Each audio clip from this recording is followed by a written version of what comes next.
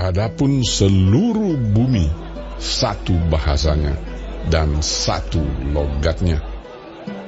Maka berangkatlah mereka ke sebelah timur dan menjumpai tanah datar di tanah Sinear. Lalu menetaplah mereka di sana. Mereka berkata seorang kepada yang lain, "Marilah kita membuat batu bata dan membakarnya baik-baik." Lalu bata itulah dipakai mereka sebagai batu dan gala-gala sebagai tanah liat. Juga kata mereka, "Marilah kita dirikan bagi kita sebuah kota dengan sebuah menara yang puncaknya sampai ke langit. Dan marilah kita cari nama, supaya kita jangan terserak ke seluruh bumi." Lalu turunlah Tuhan untuk melihat kota dan menara yang didirikan oleh anak-anak manusia itu. Dan ia berfirman, "Mereka ini satu bangsa dengan satu bahasa untuk semuanya. Ini barulah permulaan usaha mereka. Mulai dari sekarang, apapun juga yang mereka rencanakan, tidak ada yang tidak akan dapat terlaksana. Baiklah kita turun dan mengacau balaukan di sana bahasa mereka, sehingga mereka tidak mengerti lagi bahasa masing-masing." Demikianlah mereka diserahkan Tuhan dari situ ke seluruh bumi, dan mereka berhenti mendirikan kota itu. Itulah sebabnya sampai sekarang nama kota itu disebut Babel, karena disitulah dikacau balaukan Tuhan bahasa seluruh bumi, dan dari situlah mereka diserahkan Tuhan ke seluruh bumi. Inilah keturunan Sem. Setelah Sem berumur 100 tahun, ia memperanakkan Arpaksad, 2 tahun setelah air bah itu. Sem masih hidup 500 tahun setelah ia memperanakkan Arpaksad. Dan ia memperanakkan anak-anak lelaki dan perempuan. Setelah Arpaksad hidup 35 tahun, ia memperanakkan Selah. Arpaksad masih hidup 403 tahun setelah ia memperanakkan Selah, dan ia memperanakkan anak-anak lelaki dan perempuan. Setelah Selah hidup 30 tahun, ia memperanakkan Eber.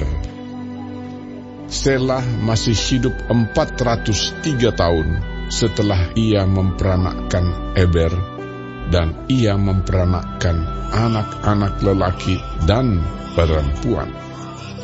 Setelah Eber hidup 34 tahun, ia memperanakkan Peleg. Eber masih hidup 430 tahun setelah ia memperanakkan Peleg, dan ia memperanakkan anak-anak lelaki dan perempuan. Setelah Peleg hidup 30 tahun, ia memperanakkan Rehu. Peleg masih hidup 209 tahun setelah ia memperanakkan Rehu, dan ia memperanakkan anak-anak lelaki dan perempuan. Setelah Rehu hidup 32 tahun, ia memperanakkan Seruk. Rehu masih hidup 207 tahun setelah ia memperanakkan Seruk, dan ia memperanakkan anak-anak lelaki dan perempuan. Setelah Seruk hidup 30 tahun, ia memperanakkan Nahor.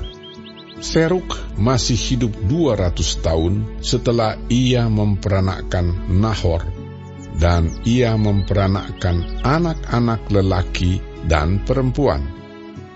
Setelah Nahor hidup 29 tahun, ia memperanakkan Terah. Nahor masih hidup 119 tahun setelah ia memperanakkan Terah, dan ia memperanakkan anak-anak lelaki dan perempuan. Setelah Terah hidup 70 tahun, ia memperanakkan Abram, Nahor, dan Haran. Inilah keturunan Terah. Terah memperanakan Abram, Nahor, dan Haran.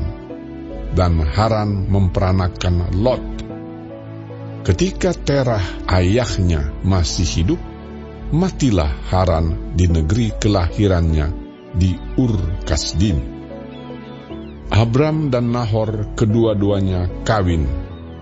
Nama istri Abram ialah Sarai, dan nama istri Nahor ialah Milka, anak Haran ayah Milka dan Yiska. Sarai itu mandul, tidak mempunyai anak. Lalu Terah membawa Abram anaknya, serta cucunya, Lot, yaitu anak Haran, dan Sarai menantunya, istri Abram, anaknya. Ia berangkat bersama-sama dengan mereka dari Ur Kasdim untuk pergi ke tanah Kanaan. Lalu sampailah mereka ke Haran dan menetap di sana.